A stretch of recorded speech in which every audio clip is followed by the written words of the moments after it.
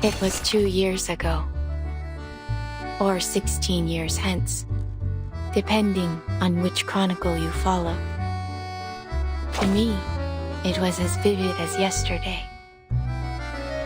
But to young minds like yours, it seemed a kind of chaos unheard of. We should start from the beginning. With the war coming to an end, France faced countless possibilities.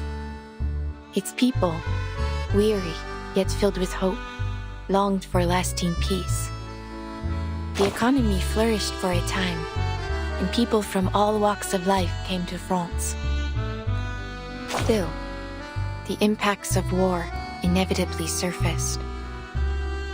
As the wartime factories closed, people struggled to survive. Their hardships gave rise to new demands.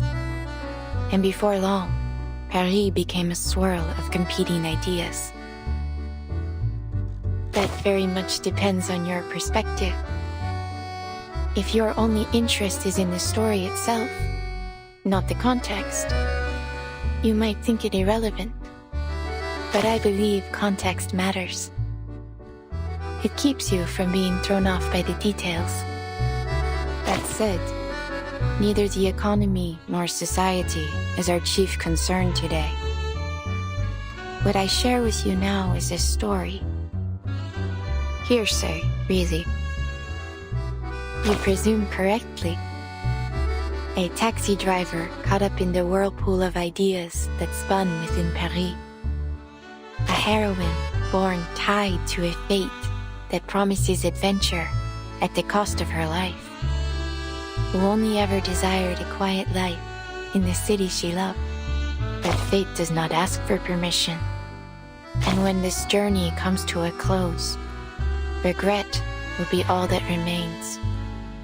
It ends, as all stories must. Whether that end is a happy one, you will soon find out.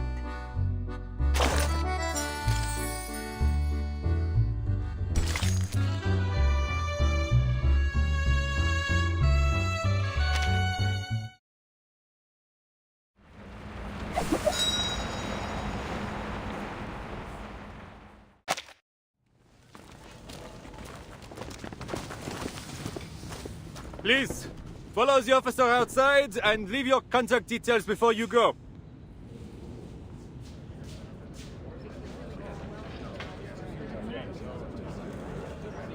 I doubt I'll get any sleep tonight after that sight. I told you we shouldn't have come. Nothing good ever comes of fortune-telling. What could explain all that? Hysteria? A disease, perhaps? It's possible. You know, Fabio and Franco told me their neighbors started ranting about fighting alongside Cardinal Richelieu. Next thing you know, the man's leapt out the window riding a broom. Still in the hospital, I hear. But remember what she said earlier? Maybe what she saw was her own killer. You mean the beasts of Gévaudan?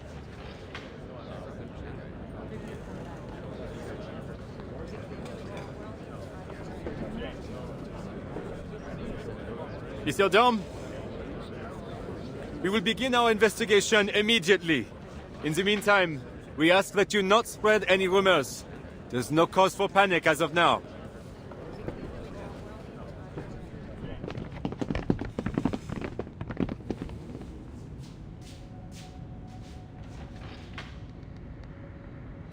This isn't going to get pinned on me, is it? I didn't even touch her. You'll testify for me, won't you, Felicien? Felicien?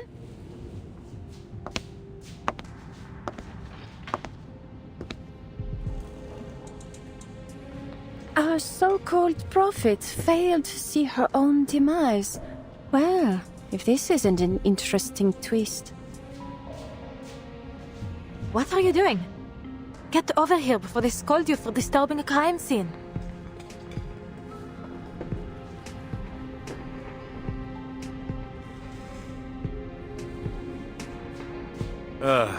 Not these beasts of Gévaudan again. Again? What do you mean, Benjamin?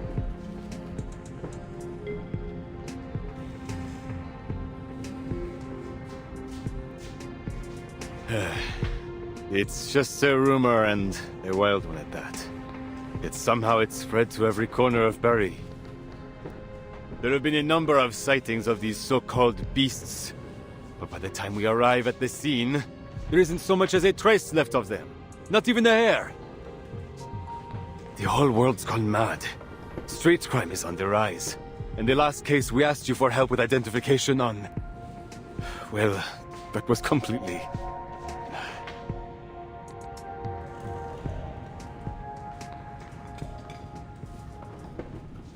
as if we don't have enough to deal with.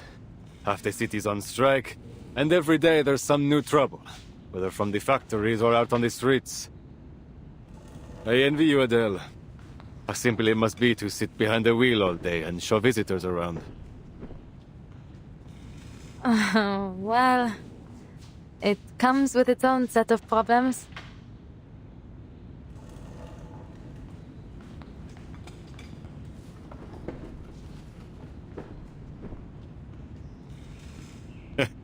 Knew you'd say that.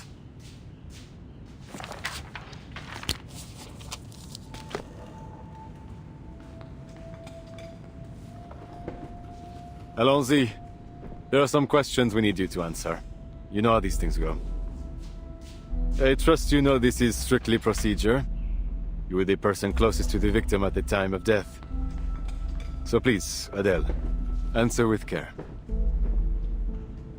Allez-y. Ask away, officer.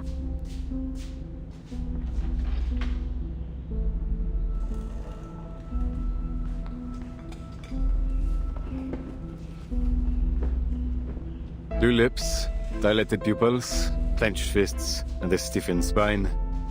The coroner will have his say, I'm sure, but it looks like extreme shock to me. Extreme shock? But... what were the circumstances of the event? Anything unusual?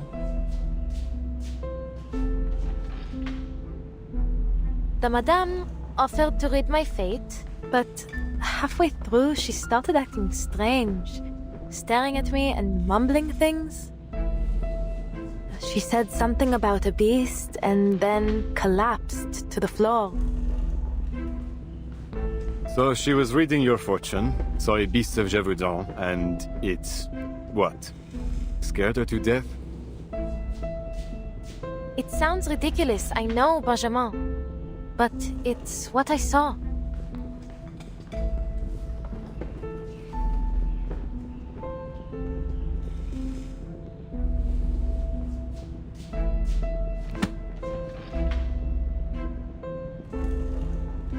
D'accord. Thanks for your help, Adele. I suppose it's about time we tied all these cases concerning the beast together. But it's strange, no? How could creatures from a folktale more than a century old be doing all this here and now? This has to be more than a passing fad.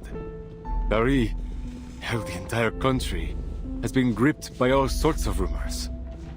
The streets are growing more volatile by the day. You're right. There are always people who will try to take advantage of these situations. Like this poor fortune teller. I bet she heard some tales about my family and thought she could scam me with a sensational prophecy about my not-so-rosy fate. Doomed to die on a quest for hidden jewels. Seems the madame didn't know that you're the furthest thing from a treasure hunter. It's hardly a secret that the Taverniers have a habit of meeting an unfortunate end. Far from it. Which is why I didn't believe her for a moment. The Tavernier curse? Please. It's just a story made up to dramatize the legends of my ancestors. From my great-great-great-great-great-grandfather, who died after bringing the French blue from India, down to my great-grandfather, who died chasing jewelry stolen from France during the Revolution. Call it a curse if you like, a mystical power, fate, coincidence, whatever the words. The plain and dull truth is that hunting jewels is a dangerous line of work, no? That it is. While we're on the topic, how are your parents doing? I recall you said they were still in the family business. Out on some quest again. I couldn't even hazard a guess as to where they are now. They move around so often. But they have sent letters. Living life to the fullest, as far as I can tell.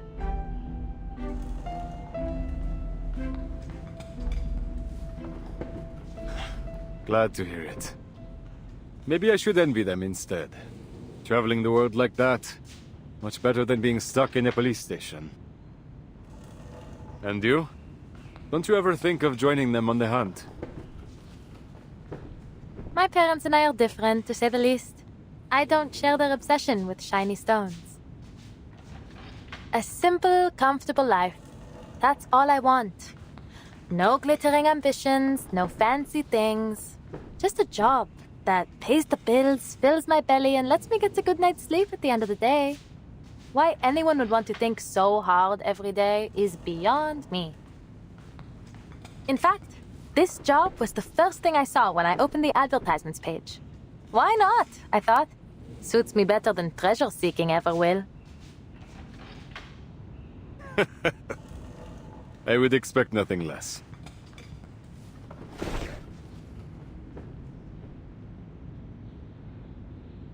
Bien. I believe we have all we need from you. Please, don't worry, Adele. I see neither motive nor means for you to do her harm. You're all clear. But we'll get in touch if we need anything else. Oh, forgive me. Another question. Was there anything else that seemed suspicious? Anything that stood out to you? No, nothing really. Oh, wait.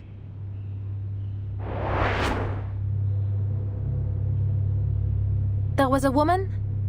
I don't know if she's involved, but there was something odd about her.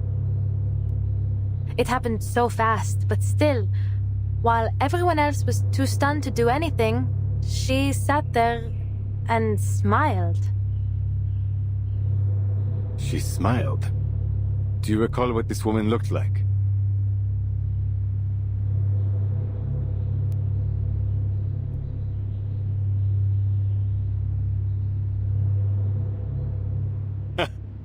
That's Madame Beryl Boaniche. Couldn't be anyone else. On the Crystal Parlor on Rue de la Paix. She's a diviner too. She's the one who reported the case to us. Our officers have already spoken with her. She reported the case?